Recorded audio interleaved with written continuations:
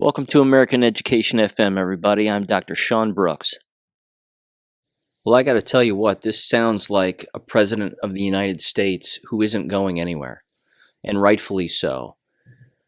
This is absolutely fantastic what I have in front of my eyes here, and I'm going to read through a part of this, and I'm going to have the entire PDF link in the description of the podcast, and that will be the only thing in the description of the podcast so that it's right at the top line. The 1776 report has been released. It's the President's Advisory 1776 Commission. It's dated January 2021. And I got to tell you, this is a 20-page document that includes the Declaration of Independence, faith in America's principles, created equal or identity politics, ? And teaching Americans about their country. So it's a total of a 34-page document, including the appendices, but this is glorious. This is a beautiful, beautiful document. Every school teacher should download this document and have a copy of it in their classrooms. Every homeschooler should download this document, print it off in color, and read it to their children. This is amazing. It's a beautiful document, and it's filled with excellent, excellent history. Very well done. Very well put together, 100%. It has an introduction, the meaning of the Declaration, a constitution of principles, challenges to America's principles, which include slavery, progressivism, fascism, communism, racism, and identity politics. Part 5 is the task of national renewal, which includes the role of the family, teaching America a scholarship of freedom, the American mind, reverence for the laws, and then the conclusion. And then again, the appendices. This is a glorious document. This is absolutely beautiful. Again, starts off with the introduction. I'm just going to read through this here and kind of skim through it. Again, it's lengthy, but I'm just going to read through a few paragraphs here. So here we go. The introduction. In the course of human events, there have always been those who deny or reject human freedom. But Americans will never falter in defending the fundamental truths of human liberty proclaimed on July 4th, 1776. We must always hold these truths. The declared purpose of the President's Advisory 1776 Commission is to, quote, enable a rising generation to understand the history and principles of the founding of the United States in 1776 and to strive to form a more perfect union, unquote. This requires a restoration of American education, which can only be grounded on a history of those principles that is accurate, honest, unifying, inspiring, and ennobling. And a rediscovery of our shared identity rooted in our founding principles is the path to a renewed American unity and a confident American future. Again, a great deal of quotes here. A Constitution and Principles, Frederick Douglass, great stuff. I want to read this part too rather quickly, although I'm going to select just a few sections of it. There's section 4 here, titled Challenges to America's Principles. The first is slavery. There's a section here, a particular paragraph, and this is accurate, and this is well worth mentioning. It says, quote, Thomas Jefferson also held slaves and yet included in his original draft of the Declaration a strong condemnation of slavery, which was removed at the insistence of certain slaveholding delegates. Inscribed in the marble at his memorial in Washington, D.C., is Jefferson's foreboding reference to the injustice of slavery. Quote, I trembled for my country when I reflect that God is just, that his justice cannot sleep forever, unquote.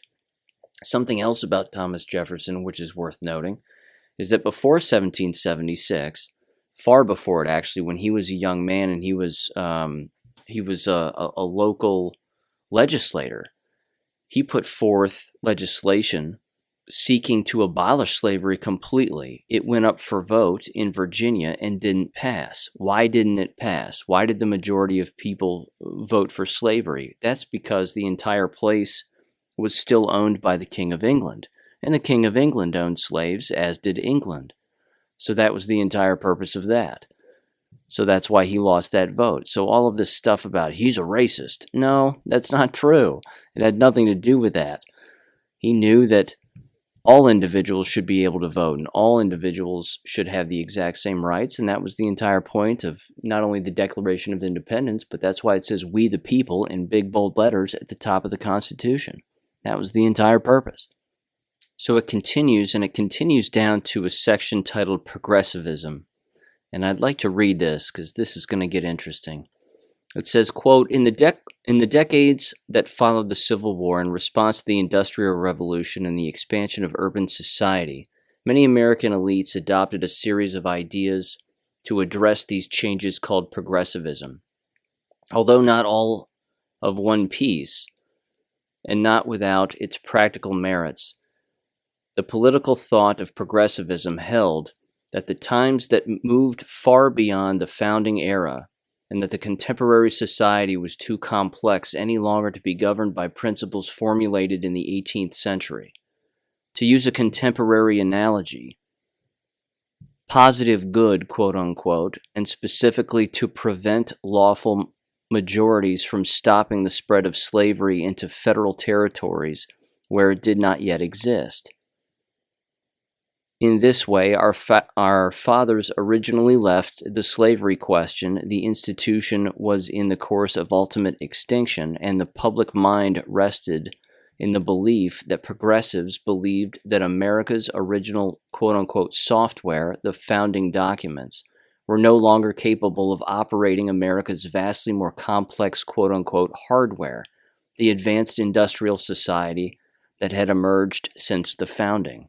I mean, this is just an amazing document. Okay, it continues, quote, more significantly, the progressives held that the truths were not permanent, but only relative to their time. They rejected the self-evident truth of the declaration that all men are created equal and are endowed equally either by nature or by God, with unchanging rights. As one prominent progressive historian wrote in 1922, quote, to ask whether the natural rights philosophy of the Declaration of Independence is true or false is essentially a meaningless question, unquote. Instead, progressives believed there were only group rights that are constantly redefined and changed with the times. Indeed, society has the power and obligation not only to define and grant new rights, but also to take old rights away as the country develops. Wow. Sound familiar? Yep. Quote, based on the false understanding of rights, the progressives designed a new system of government. Instead of securing fundamental rights grounded in nature, government operating under a new theory of the living, quote-unquote, constitution should constantly evolve to secure evolving rights. In order to keep up with these changes, government would be run more and more by credentialed managers who would direct society through rules and regulations that mold to the currents of the time. Before he became President of the United States, Woodrow Wilson laid out this new system whereby, quote, the functions of government are in a very real sense independent of legislation and even constitutions, unquote, meaning that this new view of government would operate independent of the people. Far from creating an omniscient body of civil servants led only by pragmatism or science, quote unquote, through, progressives instead created what amounts to a fourth branch of government called at times the bureaucracy or the administrative state. This shadow government never faces elections and today operates largely without checks and balances.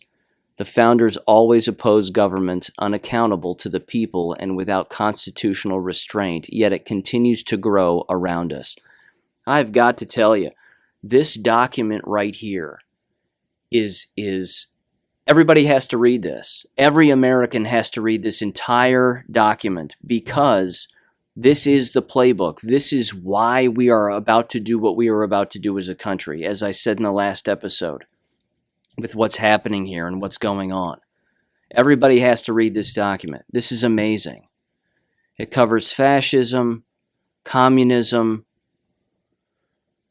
racism and identity politics,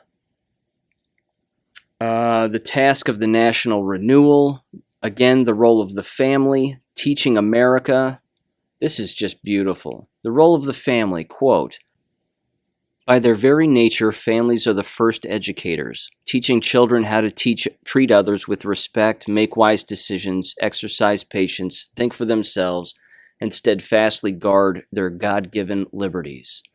It is good mothers and fathers above all others who form good people and good citizens.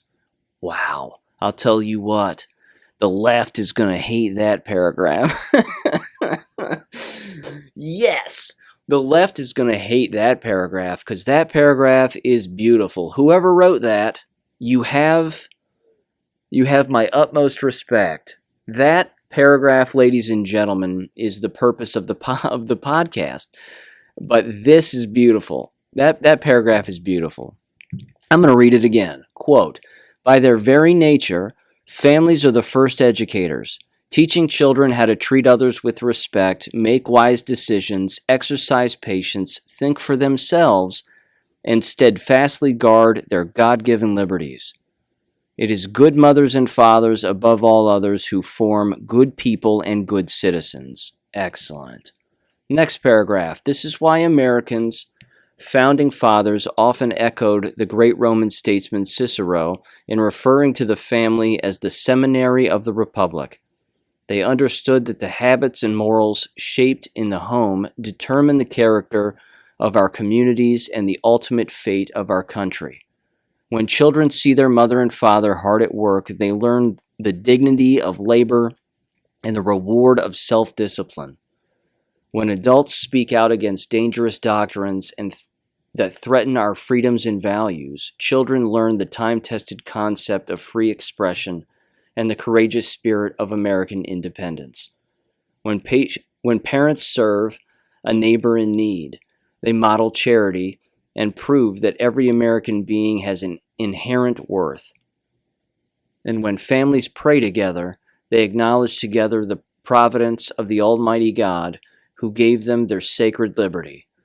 For the American Republic to endure, families must remain strong and reclaim their duty to raise up morally responsible citizens who love America and embrace the gifts and responsibilities of freedom and self-government. I'll tell you what, I'm going to let the rest sit where it sits. You've got to read this. You have to download this PDF. You have to read the entire thing. I'm not going to read the conclusion out loud. I want you to go and read it. It's very inspirational. It's remarkable. It's a remarkable document. And every history teacher should have this, and they should print it out for all of their students. Wow, it's just beautiful. It's a beautiful, beautiful document. So this is well constructed. This is a serious document. And this does not sound like a president of the United States that's quitting. This does not sound like someone who is going away. I have a feeling that there's a great deal of things that we have to look forward to in this nation, and this is certainly one of them. Thank you for listening to American Education FM. Don't forget to check out AmericanEducationFM.com, where you can make a small donation or even email us and be a guest on the podcast. Until next time, never stop learning, never stop reading, and never stop unlearning. Thanks for listening, and God bless.